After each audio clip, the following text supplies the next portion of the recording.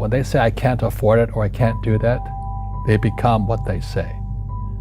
And I made so many people, I can't afford it. You think I'm made of money?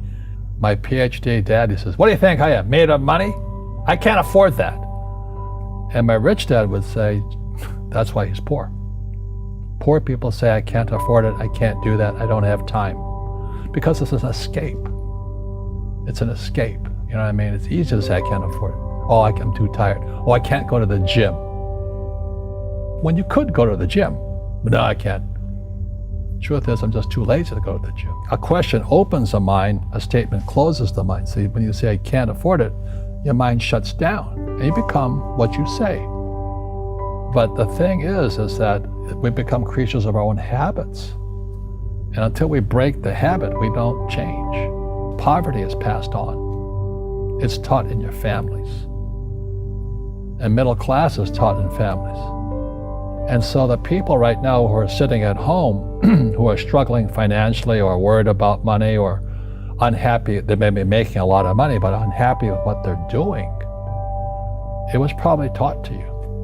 You know, your superego was taught, get a job, work hard, or you'll never be rich, or the rich are evil, or whatever.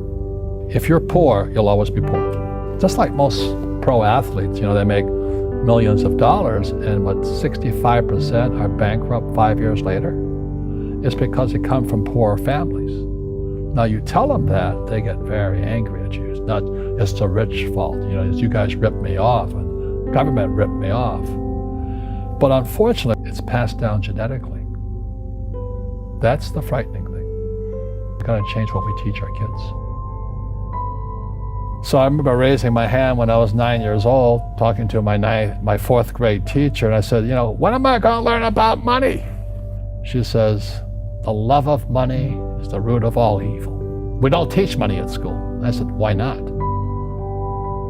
And she couldn't answer me, and she got very flustered. She says, go ask your father. He's my boss. So my father was the head of education, PhD, all that stuff. I go home and ask him, I said, why don't we learn about money in school? And he looked at me and says, because the government doesn't let us teach that subject. The government tells us what we can teach and what we can't teach. And I thought that was strange. And I said, but aren't we going to school to learn about money? He says, no, your job is to get a job. I said, but you get a job to earn money. He goes, no, you're supposed to just get a job. I went, no. Isn't the purpose of a job to earn money? He goes, you're correct. I said, so why don't I just learn about money? I can skip the job part, you know? And he got flustered and he said, look, if you want to learn about money, why don't you ask your best friend's father about money? So I asked him. He says, because Mike's father is an entrepreneur. And I said, what are you? He says, I'm an employee, I'm a government employee. And I went, oh. What's the difference? He says the difference is an entrepreneur must know about money, or they're no longer entrepreneurs. And he says an employee doesn't have to know anything about money, because the government will take care of them, the company will take care of them. Money on one condition, and that condition was he would never pay me. He says, the moment I pay you, you think like an employee. He says, that's the trap. Entrepreneurs work for free. And now I'm 9 years old, my head's going cracking in half. He says, you never want a paycheck. You understand that, kid? I said, okay, I got it. And he says, well, how do I make money? He says, that's what entrepreneurs figure out. It's like a cat, you know, which comes first, a cat or the cat chasing its tail. And I said, so how do I learn about money? So he would just break out a Monopoly game board. So I would work for free. I'd pick up cigarette butts, and he had hotels and restaurants, and I would clean and do menial tasks. And as I got older, I started getting into office work and marketing and accounting, and I was an apprentice basically, but I always worked for free. He says that the moment you accept a paycheck, your brain goes dead. As long as you're hungry, you'll think. And he was a great, great teacher. You see, most teachers in school, they're out of ethics. They teach subjects they themselves don't practice.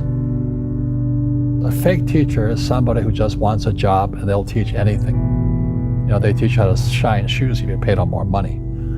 But they really don't know what they're teaching. For example, my calculus teacher, went to military school in New York, and I asked the teacher, I said, I'm in my 3rd year of calculus now. I said, am I ever going to use this stuff? He goes, no. I said, why do you teach it? He says, because I get paid. I said, do you ever use it? He goes, no. And that's why, you have to, in life, one of the things I suggest to people, you got to find a real teacher versus a fake teacher. And a fake teacher is somebody who doesn't do what they teach. And a real teacher is doing what they teach every day. School systems are making our students weaker. So in school, they have these things called now trigger effects. So you can't, as a teacher, you can't say anything that might upset the student. They don't want anything that might jar their point of view. So if I went into school, I'd be thrown out. You see people say, well, why don't you give the poor money? So the only problem with that is it just creates more poor people. You give a man a fish, you get a lot of people who want more fish, but you teach them to fish. We're more antagonistic, more antisocial. Social media is antisocial. That's the danger part. So the reason I'm speaking on spirituality, we got to evolve. It means meditation, it means yoga, it means praying, it means going to church, whatever it takes. But you got to get back to calm and peace and meditation. And it's going to be, as we all know, our banks have ripped us off immensely. They're just a bunch of crooks. I don't know how they can live with themselves. But the bankers rip off trillions and they get bonused in billions. Nobody goes to jail. That's the sickness of our society. So that's why I write about financial education. It's almost like self-defense. It's almost like taking judo against our own government and our own banking systems and Wall Street. People who are afraid of making mistakes, like they teach in school, they don't ever grow.